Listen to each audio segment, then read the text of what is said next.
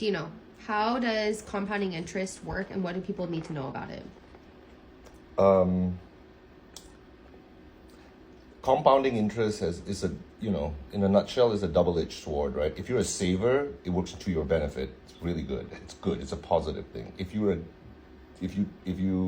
have a lot of debt, it's not. And that you charge compound interest, it's not. So compound interest is just interest on interest.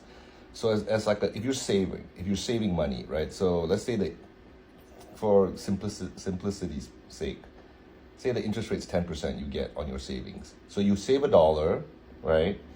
And annually you get 10%, right? So after 1 year you get $1.10. And so what happens next year?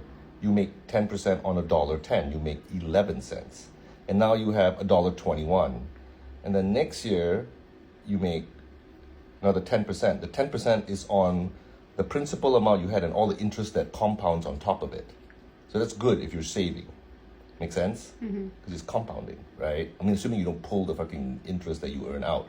Now, the other side of the coin, which is bad, is particularly in debt that's compounded daily or monthly, which is credit card debt, usually compounded daily, right? So if the credit card interest rate's 10% and you spend $1, you got to pay 10 cents in interest, right? And if you haven't paid the interest yet, and when it compounds, now you're paying interest on $1.10. And then the next period, when it calculates, you're paying interest on $1.21, and so on and so forth. So it like exponentially grows your debt. So I think what's important for people out there who use credit cards is every time your statement cycle hits, make sure you pay 100% of the interest. If you can't afford to, at least pay 100% of the interest that's been compounded. So it doesn't keep rolling on and on and on and on. That's how the credit cards get you. So if you look at minimum payments, we don't do that, right? We don't even wait for a statement. Sometimes I spend, the second I charge something, I get on my phone and I pay it, right? Because I want points. That's all I want it for.